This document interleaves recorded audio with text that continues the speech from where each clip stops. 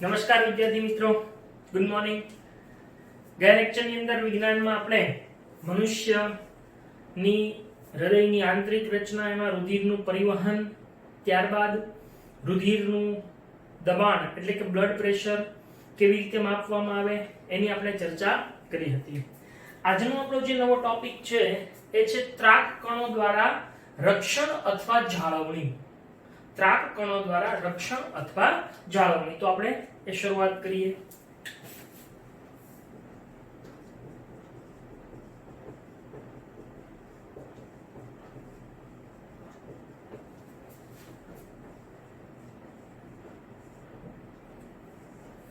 ત્રાક કણો એક પ્રકારના રુધિર કોષો છે।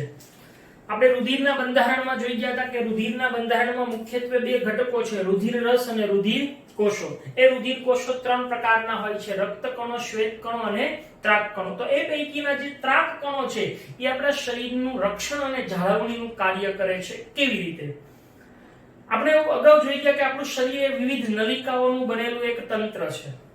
જો આ નલિકાના તંત્રની અંદર કોઈ જગ્યાએ કોઈ નલિકા કપાય, એટલે કે આપણને જ્યારે ઈજા થાય, કોઈ વાગે, ત્યારે એ ભાગેથી એ નલિકા કપાય છે, અને કપાય એટલે એ સ્થાનેથી રુધિર એ શરીરની બહાર વહે છે। આપણે એક સમજૂતી મેળવીએ।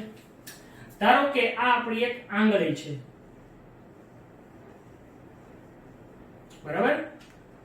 હવે અહીંયા આગળ મુખ્યત્વે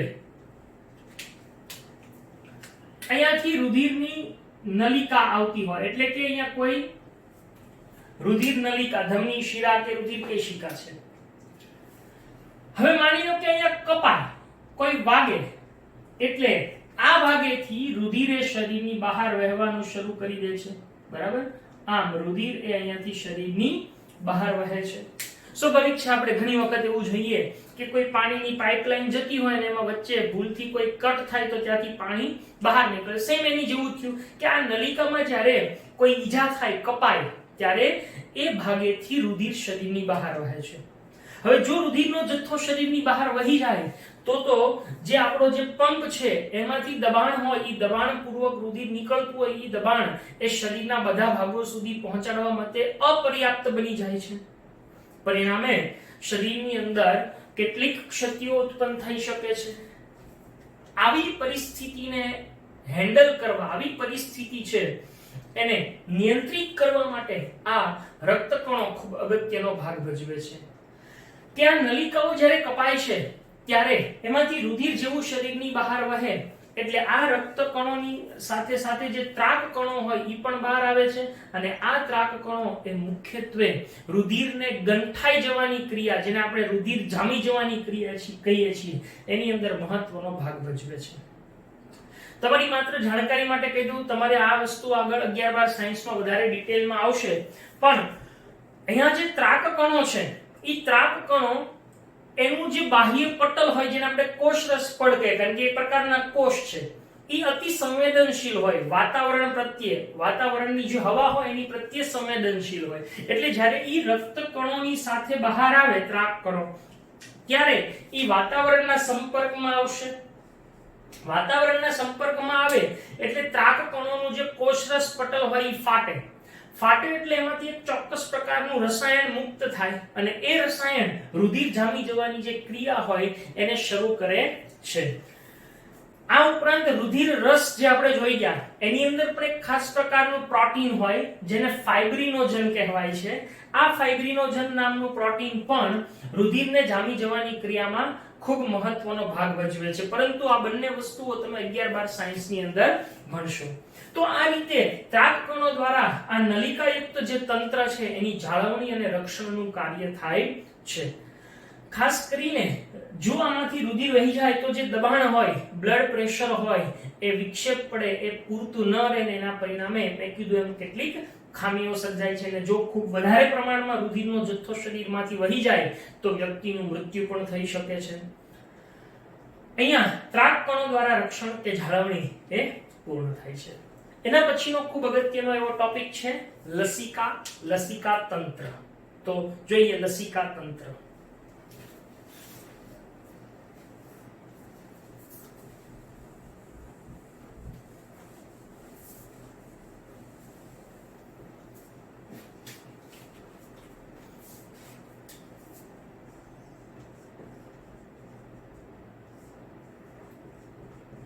અથવા લસિકા વાહિની તંત્ર તરીકે પણ ઓળખાય છે.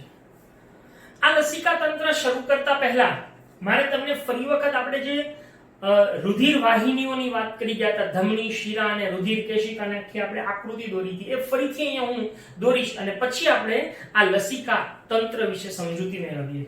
તો જુઓ, અહીંયા આગળ સૌથી મોટામાં મોટી એક ધમની છે જેને આપણે કહીએ છીએ મહાધમની.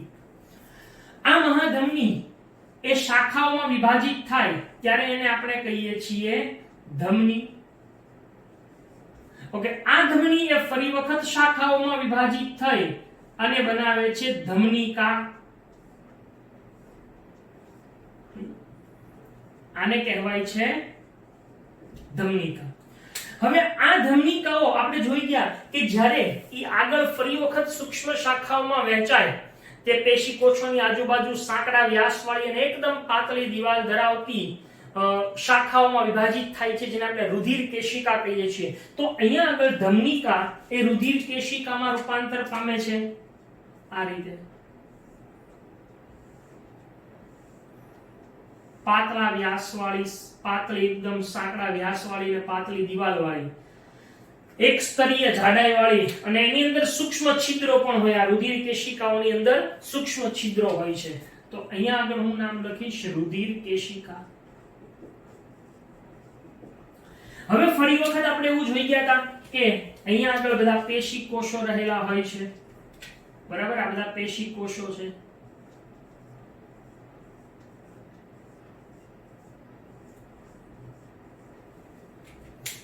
આ રુધિર કેશિકાઓ એ ફરી વખત જોડાય અને શિરિકા બનાવે છે.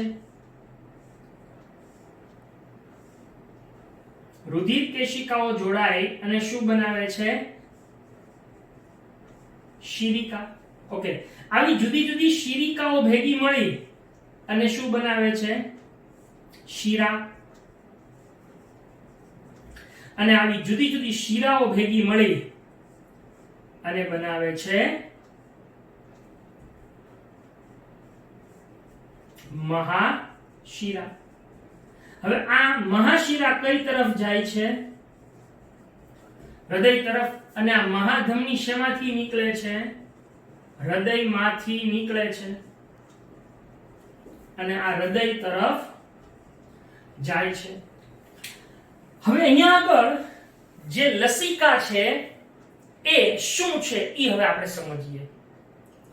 જ્યારે આ રુધિર એ હૃદયમાંથી નીકળી અને ધમનીમાં, મહાધમનીમાં થઈને, ધમનીમાં થઈને, ધમનિકામાં થઈને રુધિર કેશિકામાં આવશે ને, ત્યારે રુધિર કેશિકાની જે દિવાલ છે એ સૂક્ષ્મ છે, પાતળી છિદ્રો ધરાવતી છે. એ દિવાલમાંથી પેશી કોષોની આજુબાજુ જે જગ્યા છે જેને આપણે આંતરકોષીય સ્થાન કહીએ છીએ, એવા આંતરકોષીય સ્થાનોની અંદર રુધિરમાંથી, ફરીથી શબ્દ વાપરું છું, રુધિરમાંથી અમુક પ્રમાણમાં રુધિર રસ, કેટલાક રુધિર કોષો અને પ્રોટીન એ અલગ બહાર નીકળી આવે છે. એ રુધિરમાંથી બહાર નીકળે છે. આવું પ્રવાહી જે રુધિરમાંથી બહાર નીકળીને અહીંયા આંતરકોષીય સ્થાનોમાં જમા થાય છે, એવા પ્રવાહીને લસિકા તરીકે ઓળખવામાં આવે. અહીંયા જે જમા થતું પ્રવાહી છે એને શું કહેવામાં આવે છે? લસિકા તરીકે ઓળખવામાં આવે છે. આ લસિકા છે.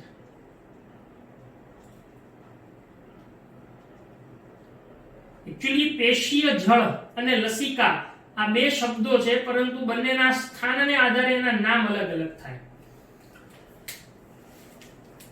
અહીંયા આગળ આ શેમાંથી છૂટું પડે છે? ફરીથી કહું છું, રુધિરમાંથી જ છૂટું પડે છે. તો આના બંધારણમાં શું રહેલું છે? આ ભાગ છે એના બંધારણમાં અમુક પ્રમાણમાં રુધિર રસ, અમુક રુધિર કોષો અને પ્રોટીન યુક્ત આ પ્રવાહી છે. એને શું કહેવામાં આવે છે? લસિકા, અથવા તો આપણે એને બીજો એક શબ્દ વાપરીએ છીએ પેશીય જળ. પણ એ બંને વચ્ચેનો ડિફરન્સ તમે 11 સાયન્સમાં જોશો. તો આવું જે પ્રવાહી અલગ પ્રસરી આવે એને લસિકા કહીએ. એટલે ખરેખર લસિકા તો રુધિરમાંથી જ છૂટી પડી. અચ્છા, આમ તો એક સિમ્પલી તમને એક ઉદાહરણ માટે સમજાવું છું કે આપણે એક એવી કલ્પના કરીએ કે એક રેલી જતી હોય, બરાબર છે, અથવા અમુક વિદ્યાર્થીઓ એકદમ લાઈનમાં જતા હોય, પણ અમુક વિદ્યાર્થીઓ ઈ લાઈનમાંથી બહાર નીકળી જાય. માની લો કે રેલી છે ઈ એક સ્થાનેથી બીજા સ્થાને જવાની છે, તો ઈ વચ્ચેથી અમુક વિદ્યાર્થીઓ બહાર નીકળી જશે. ઈ બહાર નીકળી અને પછી ફરી વખત એ બીજા રસ્તે થઈને ક્યાંક થઈ અને ફરીથી પાછા રેલીમાં ભળી જાય. આ એની જેવું થયું કે અહીંયાથી રેલીમાંથી બહાર નીકળી ગયા, હવે ફરીથી પાછા ઈ બીજા રસ્તેથી અહીંયા આગળ ઈ રેલીમાં ભળી જશે. હવે ઈ કેવી રીતે? તો ધ્યાન આપજો કે આ જે આખું લસિકા તંત્ર છે ઈ શેનું બનેલું છે?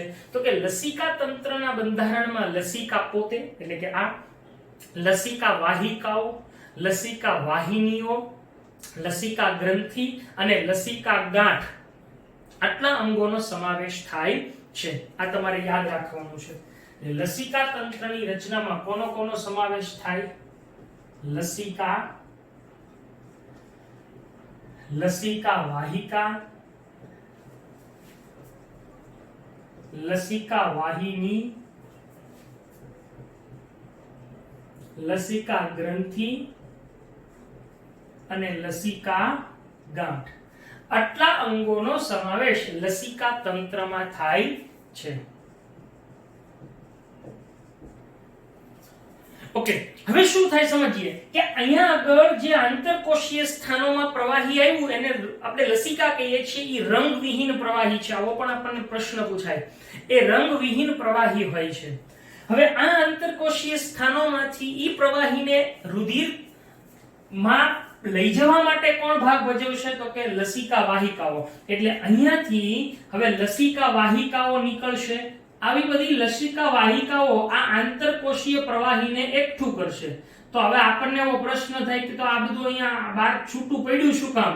તો ખાસ યાદ રાખજો કે અહીંયા આગળ આ જે બધું છૂટું પડ્યું છે, રુધિરમાંથી જે બહાર નીકળ્યું છે, એનો મુખ્ય હેતુ એ શેનો છે? તો કે મુખ્ય હેતુ વિવિધ દ્રવ્યોની આપ-લેનો છે.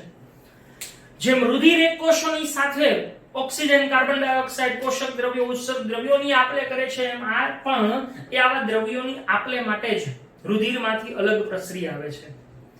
હવે બીજું શું થાય છે?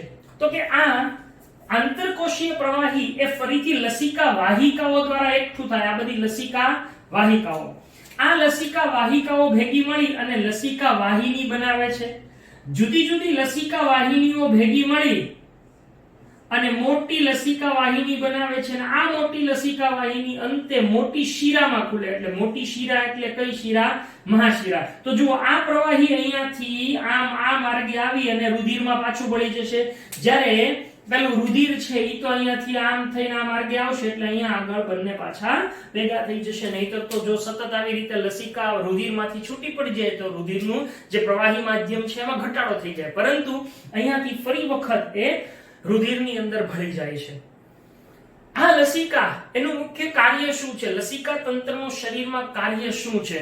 તો લસિકા તંત્ર એ સૌથી પહેલું કાર્ય કરે છે કે જે આપણા પાચન તંત્રની અંદર પાચિત થયેલો ખોરાક અને જે નાના આંતરડાની અંદર શેષાંત્રમાં જે રસાંકુરો હોય, આંગળી જેવા પ્રવર્ધો, એમાંથી ચરબીનું શોષણ કરી અને એને રુધિર પરિવહનમાં ઠાલવે છે.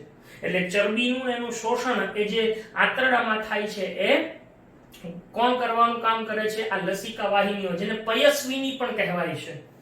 તો પહેલું કાર્ય એ આવડું છે. બીજું કાર્ય એ આંતરકોષીય પ્રવાહીને એકઠું કરે. જો બીજું શું કર્યું? આ આંતરકોષીય પ્રવાહીને એકઠું કરી એને પણ શેમાં ઠાલવે છે? રુધિર પરિવહનમાં ઠાલવે છે. એટલે બીજું કાર્ય એ આંતરકોષીય પ્રવાહીને રુધિર પરિવહનમાં ઠાલવે.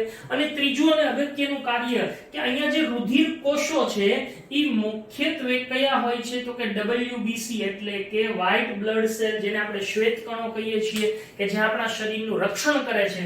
એટલે આ લસિકાનું કાર્ય એ રક્ષણનું પણ છે. એટલે આમ લસિકા તંત્ર એ આવા જુદા જુદા કાર્યો પણ મનુષ્યના શરીરની અંદર કરે છે. તો અહીંયા લસિકા તંત્ર એની વાત કરીએ કે લસિકા એ એક પ્રકારનું પ્રવાહી જ છે. જે કેવું પ્રવાહી છે? રંગવિહીન પ્રવાહી છે. બરાબર. લસિકા એ શું છે? તો કે જ્યારે રુધિર કેશિકા છે એની પાતળી દિવાલમાં રહેલા છિદ્રોમાંથી શું અમુક પ્રમાણમાં રુધિર રસ, રુધિર કોષો અને પ્રોટીન યુક્ત પ્રવાહી અલગ પ્રસરી આવે તેને શું કહેવામાં આવે છે? લસિકા કહે છે. આ લસિકાની અંદર જે પ્રોટીન હોય એ રુધિરની કરતા ઓછું હોય. સ્વાભાવિક છે કે રુધિરમાંથી જે છૂટી પડે તો રુધિરમાં પ્રોટીન જથ્થો વધારે હોય અને લસિકામાં એનો જથ્થો ઓછો હોય છે. એટલે લસિકામાં રુધિરની સાપેક્ષે પ્રોટીન છે એ કેવું હોય છે? ઓછું હોય છે. હવે આ લસિકા તંત્ર છે એનું કાર્ય શું છે? તો પહેલું કાર્ય કે તે આંતરકોશીય પ્રવાહીને લસિકા વાહિનીઓના માધ્યમ દ્વારા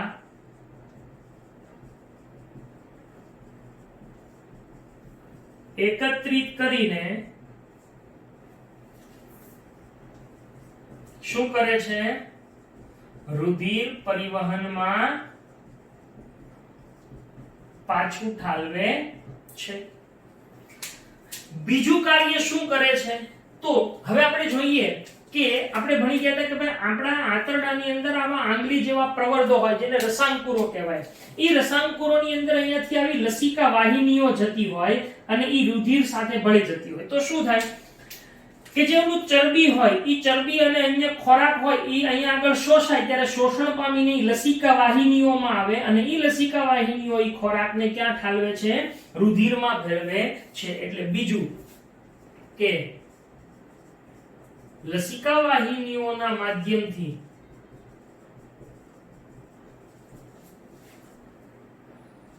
પાચિત ખોરાક અને જે રસાંકુરોમાં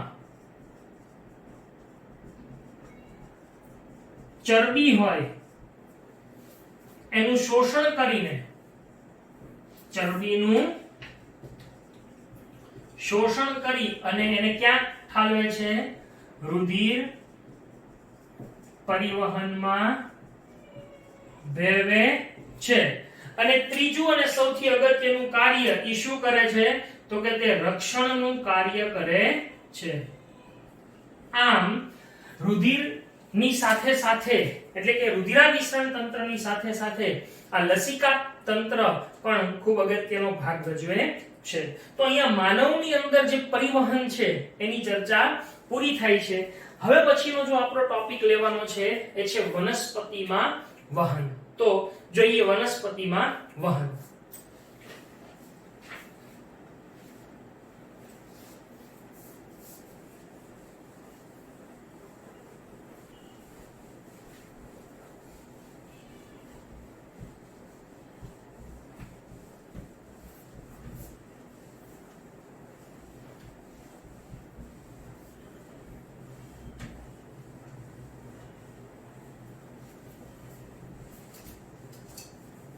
વનસ્પતિમાં વહન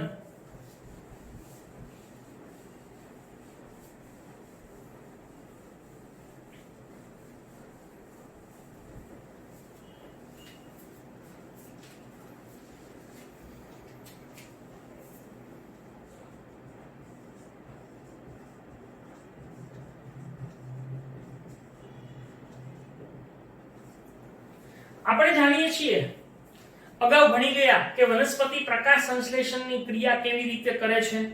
એ કાર્બન ડાયોક્સાઇડ અને ઓક્સિજનની આપલે પર્ણરંધ્ર દ્વારા કરે છે. પરંતુ વનસ્પતિને પોતાના વિકાસ માટે અને પોતાની જે જરૂરિયાતો છે એને પૂર્ણ કરવા માટે મુખ્યત્વે બે પદાર્થો એની જરૂર પડે છે. અને એવા બે ઘટકો કે પદાર્થો જેને આપણે કહીએ છીએ પાણી અને ખોરાક. સામાન્ય રીતે વાયુઓનું વહન પર્ણરંધ્ર દ્વારા કેવી રીતે થાય એ આપણે જોઈ ગયા. અહીંયા આપણે જોવાનું છે કે ઉચ્ચ કક્ષાની વનસ્પતિમાં પાણી અને ખોરાકનું વહન એ કેવી રીતે થાય છે.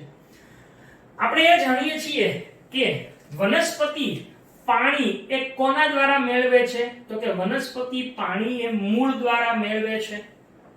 જ્યારે એનો ખોરાક શેમાં તૈયાર થાય? તો કે ખોરાક છે ઈ પર્ણમાં તૈયાર થાય છે.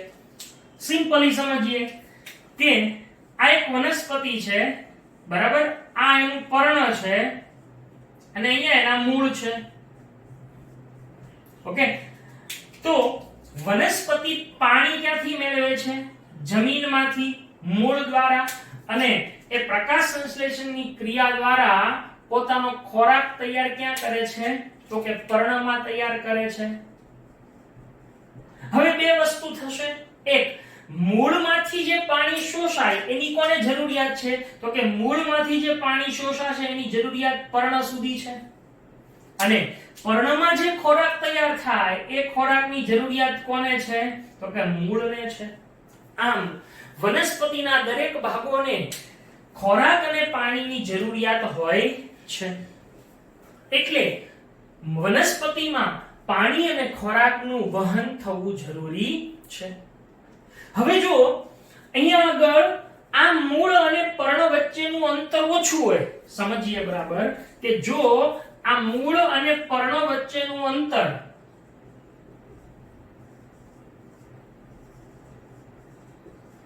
ઓછું હોય તો શું થાય? બહુ સિમ્પલી કે મૂળ દ્વારા શોષાયેલું પાણી હોય એ પ્રસરણ દ્વારા પર્ણ સુધી પહોંચી જાય છે અને પર્ણમાં તૈયાર થયેલો ખોરાક એ પ્રસરણ દ્વારા મૂળ સુધી પહોંચે છે. એટલે જ્યારે અંતર ઓછું હોય ત્યારે કઈ ક્રિયા જરૂરી છે?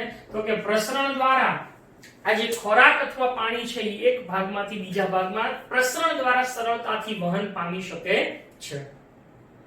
પરંતુ વિચાર કરીએ કે જો આ મૂળ અને પર્ણ વચ્ચેનું અંતર ખૂબ વધારે હોય, માની લો કે બહુ ઉચ્ચ કક્ષાની બહુ મોટી ઊંચાઈ ધરાવતી વનસ્પતિ હોય ધારો કે, તો એની અંદર શું થશે?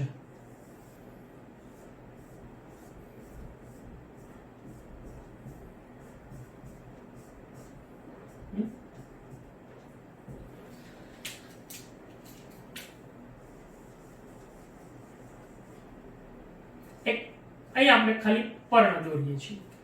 હવે કલ્પના કરીએ કે અહીંયા મૂળ અને પર્ણ વચ્ચેનું જે અંતર છે એ વધુ છે, બરાબર? પર્ણ અને મૂળ એની વચ્ચેનું જે અંતર છે એ વધુ હોય. હવે સ્વાભાવિક રીતે જ્યારે અંતર વધુ છે ત્યારે મૂળ દ્વારા શોષણ પામતું પાણી કે પર્ણ દ્વારા તૈયાર થતો ખોરાક એ સરળતાથી પ્રસરણ પામી શકતા નથી. આવા સમયે વનસ્પતિમાં યોગ્ય વાહક તંત્રની જરૂર પડે છે. એટલે આમ વનસ્પતિને જ્યારે પર્ણ અને મૂળ વચ્ચેનું અંતર વધારે હોય ત્યારે શેની જરૂર પડે છે? તો કે ત્યારે એને યોગ્ય વાહક તંત્રની જરૂર પડે છે. હવે આવું વાહક તંત્ર કયું? તો તમે જેને 9મા ધોરણમાં ભણીને આવ્યા છો કે પાણીનું વહન કરવા માટેનું વાહક તંત્ર એટલે તો કે જલવાહક તંત્ર, અને ખોરાકનું વહન કરવા માટેનું વાહક તંત્ર એટલે અન્નવાહક તંત્ર. એટલે આમ વનસ્પતિની અંદર આ જલવાહક અને અન્નવાહક તંત્રો એ શું કામ જરૂરી છે? તો કે એમની વચ્ચેનું અંતર વધારે છે ત્યારે. તો આ વાહક તંત્રો એ બે પ્રકારના છે, જેની અંદર પાણીનું વહન કરવા માટે જે તંત્ર છે એને આપણે શું કહીએ છીએ? જલવાહક તંત્ર. અને ખોરાકનું વહન કરવા માટેનું જે તંત્ર છે એને શું કહીએ છીએ આપણે? અન્નવાહક તંત્ર. હવે તમે 9મા ધોરણની અંદર એ પણ ભણી ગયા છો કે જલવાહક તંત્ર અને અન્નવાહક તંત્રના વિવિધ ઘટકો છે. જલવાહક તંત્રના જે ઘટકો મુખ્યત્વે બે છે, જલવાહિનીકી અને જલવાહિની. અને એવી જ રીતે અન્નવાહક તંત્રના ઘટકો પણ બે છે. અન્નવાહક પેશીની અંદર બે ઘટકો છે, ચાલની કોષ અને ચાલની નલિકા અને સાથી કોષ. એટલે આપણે આમ જોઈએ તો જલવાહક તંત્રનો મુખ્ય ઘટક કોણ? જલવાહક પેશી. અને અન્નવાહકનો અન્નવાહક પેશી. હવે જલવાહક પેશીના ફરીથી બે ઘટકો કયા કયા છે? તો કે એક જલ વાહિની કી અને બીજી જલ વાહિની. આપણે આ રીતે લખીએ.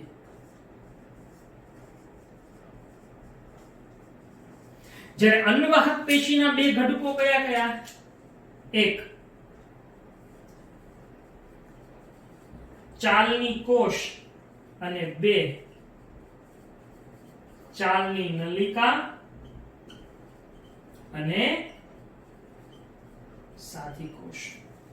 તો આ રીતે વનસ્પતિને યોગ્ય વાહક તંત્રની જરૂર પડે છે અને એ વાહક તંત્રમાં પાણી અને ખોરાકનું વહન એ કેવી રીતે થાય એની આપણે આવતા લેક્ચરથી ચર્ચા કરીશું. તો આજના ટોપિકમાં આપણે અહીંયા સુધી રાખીએ છીએ.